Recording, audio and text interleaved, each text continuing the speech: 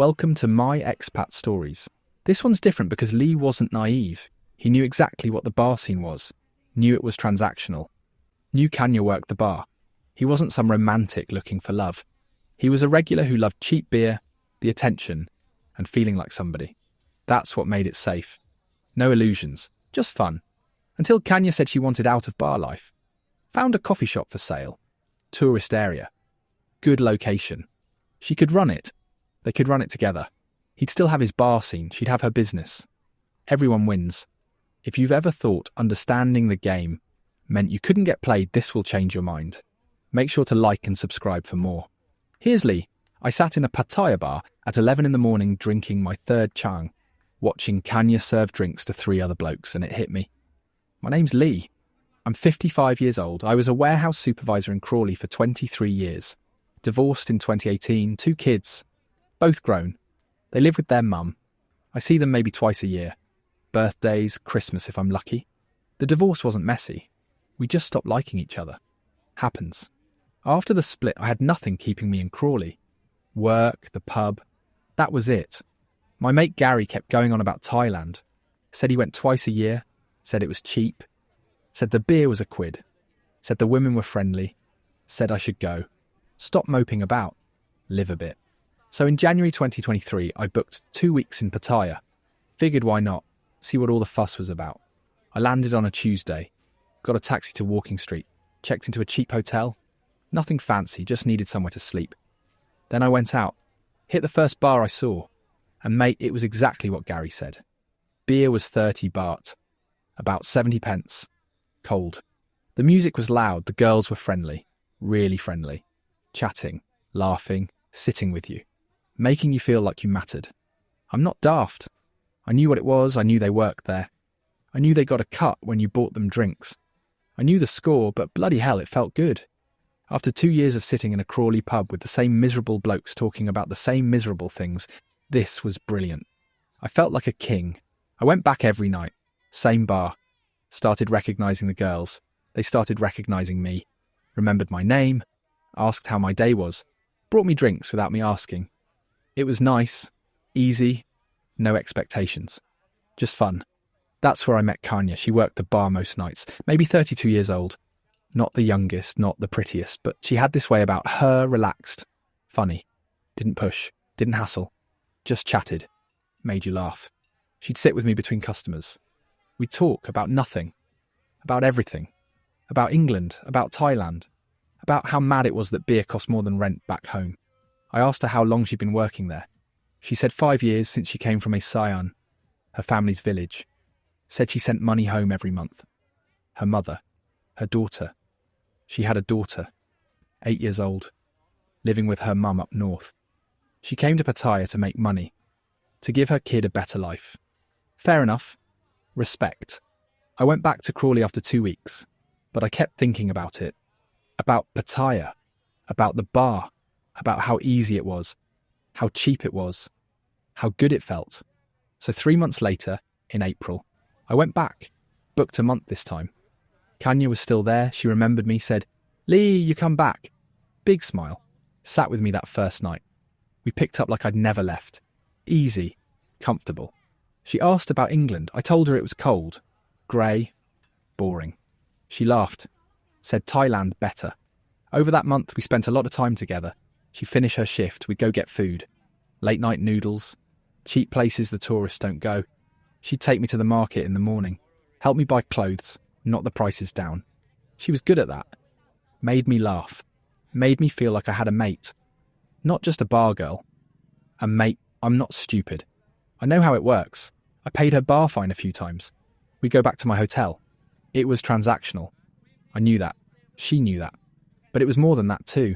We got on. Really got on. She wasn't just pretending. Or maybe she was. But it felt real enough.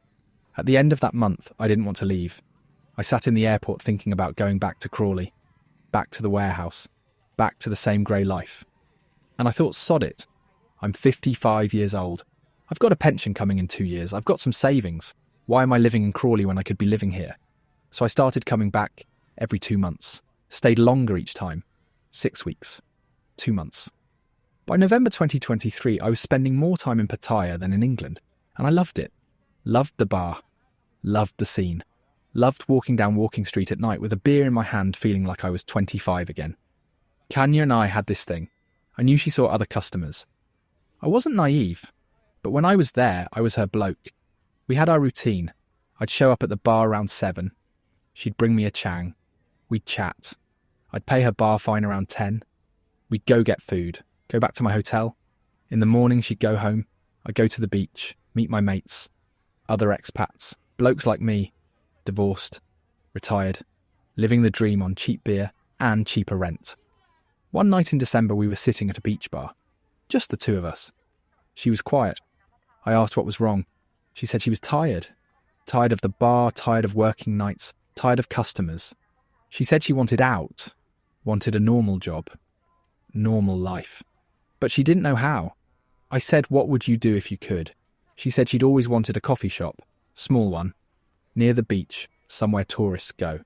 She could make coffee, sell snacks, be her own boss. She said she'd been saving, but it wasn't enough.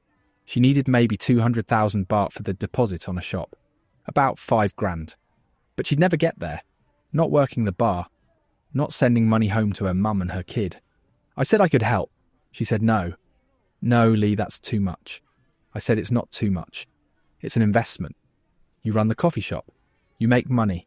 You pay me back. Everyone wins. She said, are you sure? I said, yeah, I'm sure. Why not? What else am I spending my money on? She cried. Said I was too good to her. Said she didn't deserve me. I said, shut up and drink your beer. 2 days later, she showed me the shop. Little place near Beach Road. Good location. Lots of foot traffic. It was empty, needed work, but it had potential. The rent was reasonable.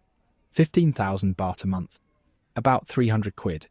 The landlord wanted 6 months up front plus deposit. That's where the 200,000 came in. I looked around, it seemed legit. Small kitchen, space for tables, big windows, good visibility. I said, all right, let's do it. She said, really? I said, yeah, really. Let's get you out of that bloody bar. I transferred the money the next day. 200,000 baht. About 4,800 quid.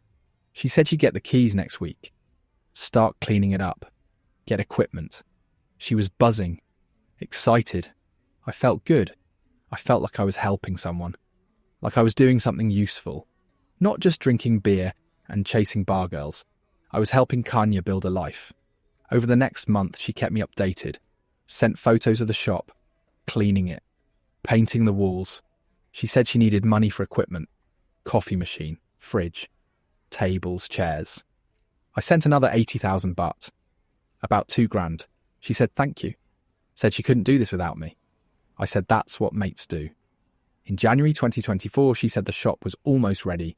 Just needed a proper coffee machine. The good one, the one that makes proper espresso, cost 50,000 baht. About 1,200 quid. I sent it. She said the shop would open next week. I said brilliant. I'll be there for the opening. But then she said there was a problem. The landlord wanted more money. Said the electric needed updating. Health and safety. Another 100,000 baht. About 2,400 quid. Or he'd cancel the lease. She was panicking. Said she'd lose everything. All the money I'd sent. All the work she'd done. I said, calm down. I'll send it. She said, are you sure? I said, yeah. We've come this far. Might as well finish it. I sent the money. At this point, I'd put in 430,000 baht. About 10 grand. But the shop was nearly ready. Nearly open. And once it opened, she'd make money. She'd be out of the bar, we'd be partners. I'd have somewhere to hang out during the day. Somewhere that wasn't a bar. Somewhere normal. Then in February, she said the coffee machine broke. The expensive one I'd bought. Needed replacing. Another 50,000 baht. I hesitated. That was another 1,200 quid. I said, can't we get it fixed? She said she tried. It's beyond repair. Needs a proper one. Thai quality. I said, all right, sent the money.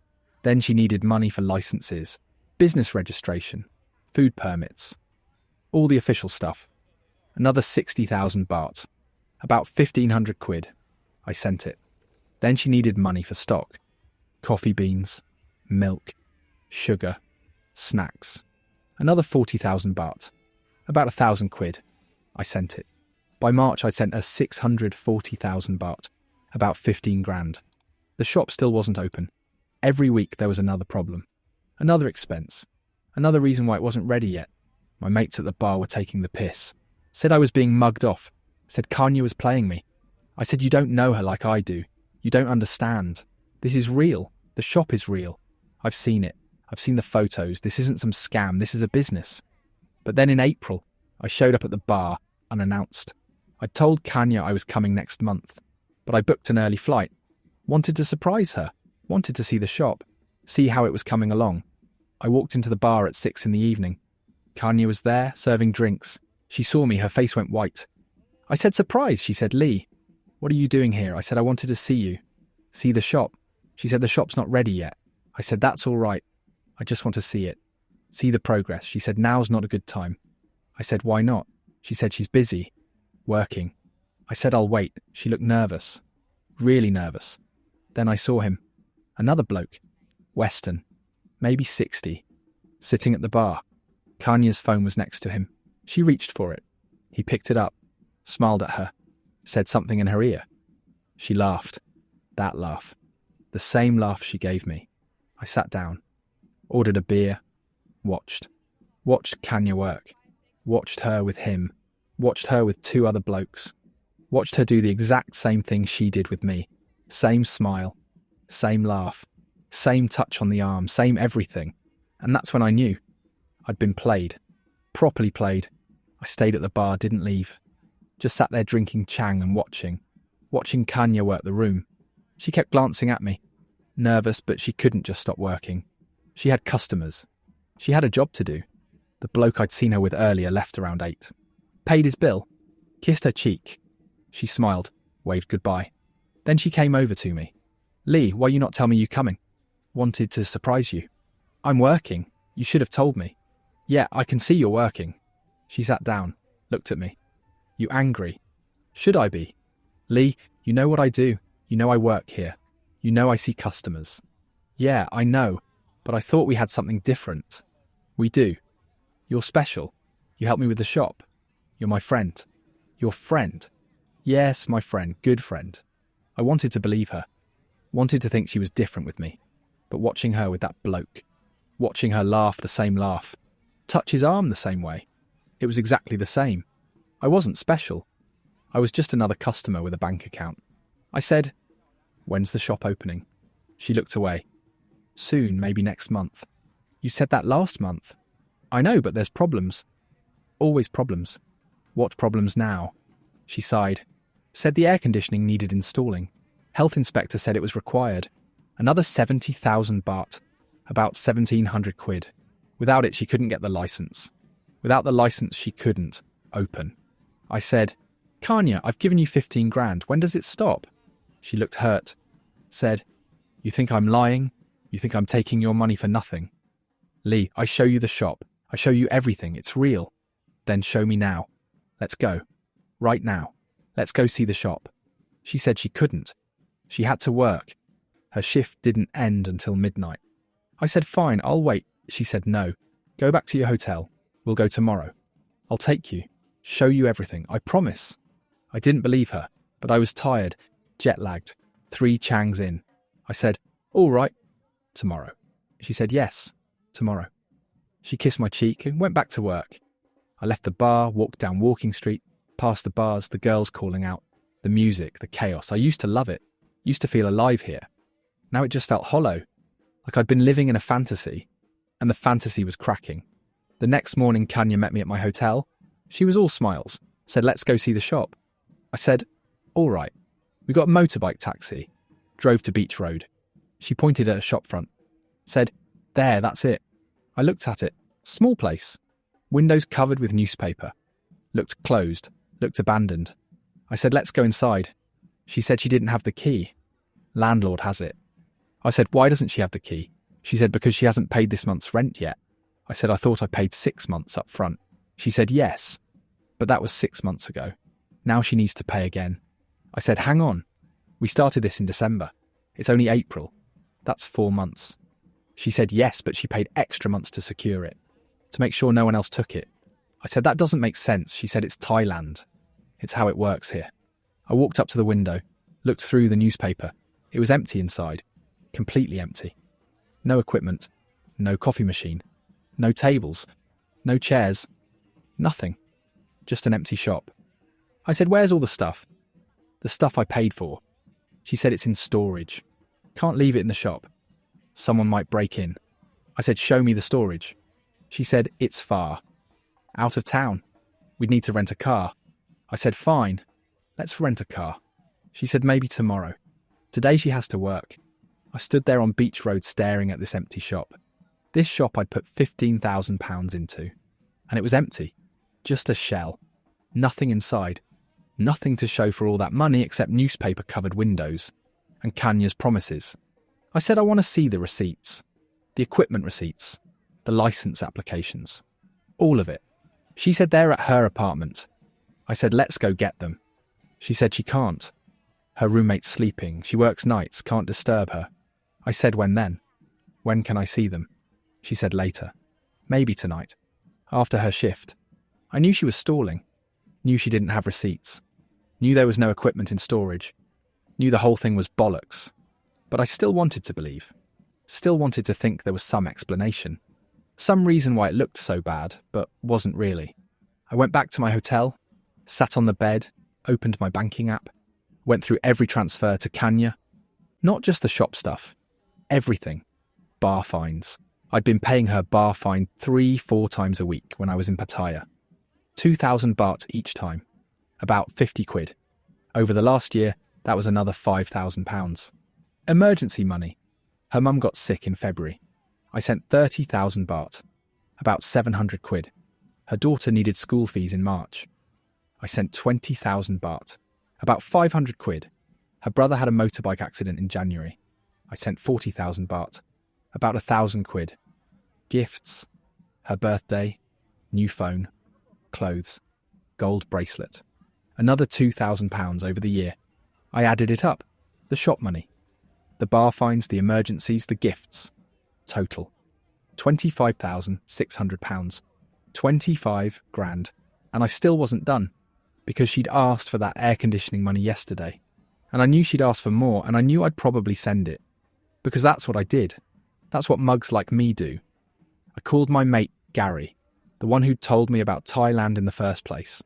Told him everything. He went quiet. Then he said, "Mate, you know what this is, right?" I said, "She's not scamming me. The shop's real, I've seen it." He said, "You've seen an empty shop with newspaper on the windows. That's not a business. That's a shop front. She's probably paying 2,000 baht a month to keep you hooked." I said, "You don't know her like I do." He said, "Lee, listen to yourself. You sound like every other mug who comes here and falls for a bar girl. You're not special. You're not different. You're just a current bloke with money. And when you stop sending, she'll move on to the next one." I wanted to tell him he was wrong. Wanted to tell him Kanya was different. That we had something real, but I couldn't.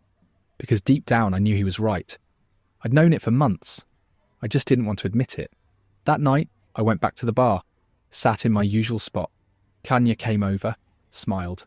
Asked if I wanted a drink. I said, "Yeah." Chang. She brought it. Sat next to me, said, "You okay? You seem quiet." I said, "I've been thinking about the shop." She said, "Lee, please don't worry. It'll be ready soon, I promise." I said, "How many other blokes are you doing this to?" Her face changed. "What you mean? How many other customers are you telling the same story? How many other blokes think they're special? Think they're helping you build a life?" She stood up. "Lee, you're drunk. You don't know what you're saying." "I'm not drunk, I'm just finally paying attention." She walked away. Served other customers. Ignored me. I sat there for another hour. Watched her work. Watched her sit with an older German bloke. Watched her laugh. Watched her touch his arm. Watched him pay her bar fine. Watched them leave together. I finished my beer. Paid. Left. The next day, I did something I should have done months ago. I asked the other expats, the regulars, the blokes who'd been in Pattaya for years. Asked if they knew Kanya. One bloke, Dave, Australian, said, yeah, he knew her. Said she'd tried the same coffee shop scam on him 2 years ago. He'd sent her a few thousand quid before he wised up. Said she's been working that bar for 7 years. Said she's got 3 or 4 regulars at any time. All sending money. all thinking they're special. Another bloke, Stefan, German, said his mate had funded Kanya's clothing shop last year. Sent her £8,000. Shop never opened. She blamed the landlord, blamed the licenses, blamed Thailand. Same story, different business. I felt sick. Actually sick. I'd sent her 25 grand, and I wasn't even the first. I wasn't even the only current one. I was just one of several blokes she was milking at the same time. I went back to the bar that night, waited for Kanya's shift to start. When she arrived, I said, "We need to talk." She said, "Not now." "She's working."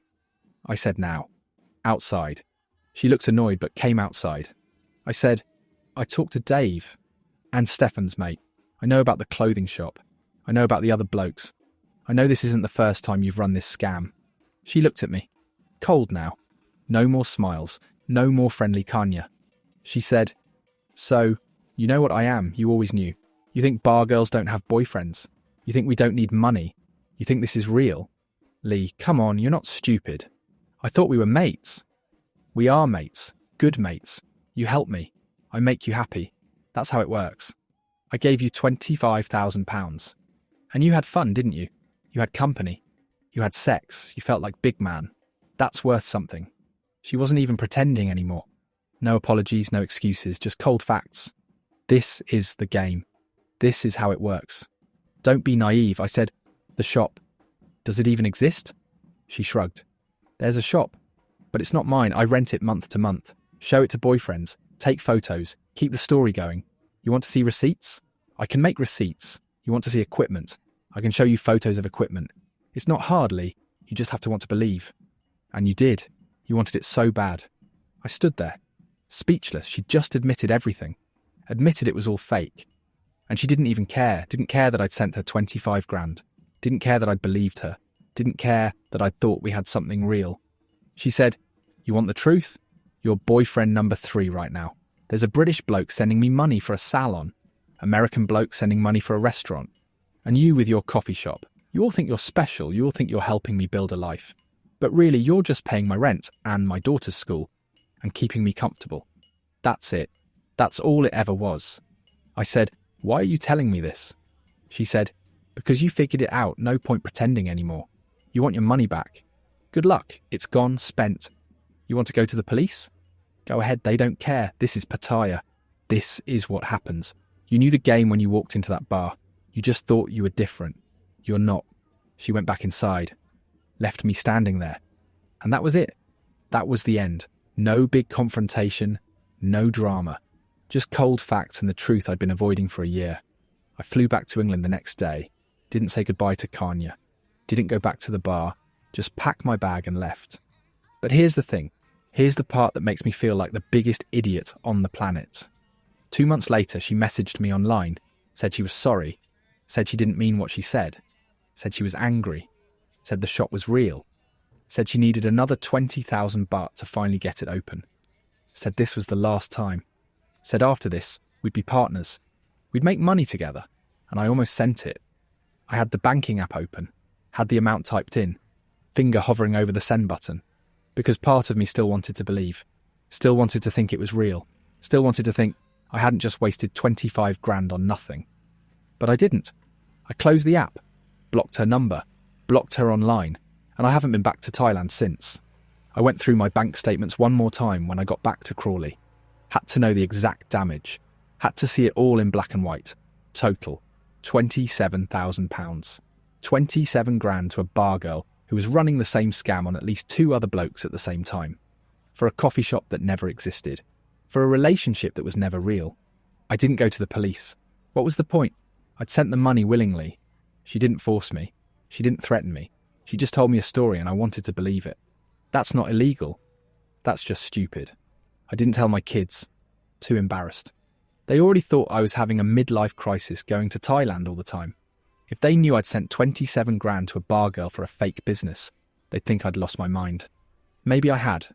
I told Gary. He didn't say I told you so. Just said it happens to a lot of blokes. Said he knew 3 other guys who'd lost similar amounts to similar scams. Bar girls with sick mothers. Bar girls who wanted to open salons. Bar girls who needed help with their daughter's education. All the same playbook, all the same ending. The thing is, I knew what it was. That's what kills me. I wasn't some naive romantic who thought a bar girl fell in love with me. I knew she worked there. I knew it was transactional. I knew the score from day one. But knowing the game doesn't mean you can't get played. It just means you think you can't. And that's when they get you.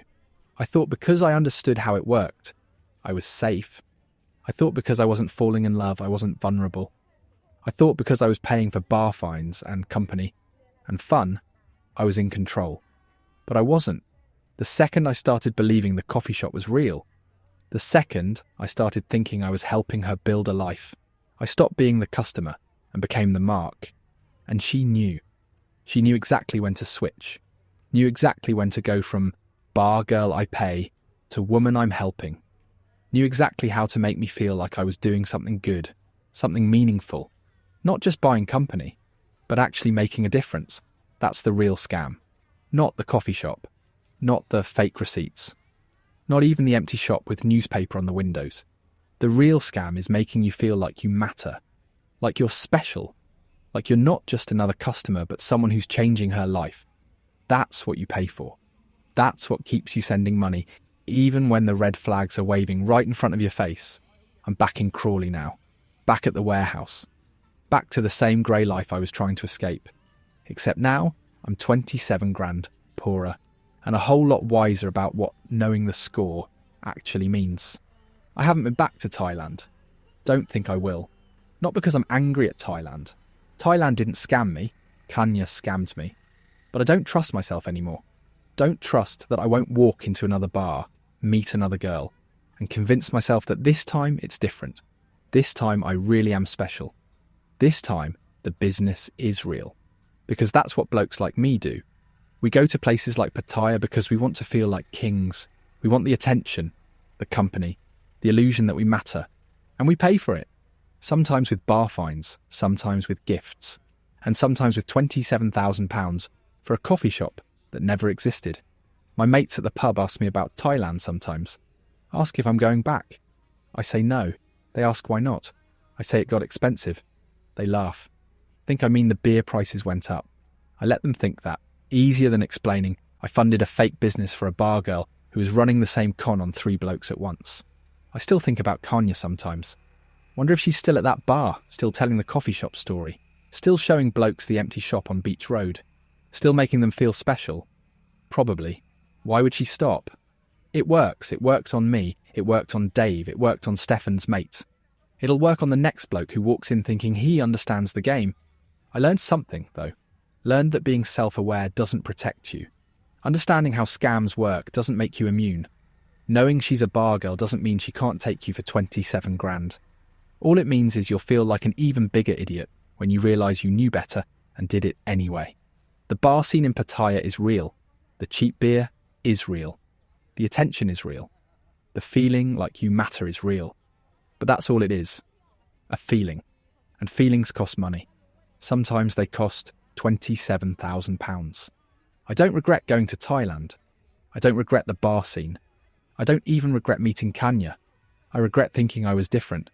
Thinking I was smarter than the other blokes who fell for it. Thinking because I knew the score, I couldn't be played. Turns out knowing the score just means you know what's happening while it's happening. Doesn't mean you can stop it. That's my story. £27,000 to a bar girl who told me she wanted to open a coffee shop. I knew what she was. I knew what I was paying for. I thought that made me safe. It didn't. It just made me a self-aware mug instead of a naive one. And the money still spent the same. And that was Lee's story. A warehouse supervisor from Crawley who loved the Pattaya bar scene, who knew exactly what it was, who thought understanding the game meant he couldn't get played. He sent £27,000 for a coffee shop that never existed, while Kanya ran the same scam on 2 other blokes at the same time. Lee's not naive. He's not a romantic. He's just a bloke who learned that knowing the score doesn't mean you can't lose. He's back in Crawley now, back at the warehouse, and he hasn't been back to Thailand since. Have you ever thought understanding the game meant you couldn't get played? Let us know in the comments. And if you've got a story from Thailand, we want to hear it. This is my expat stories. Stay safe out there.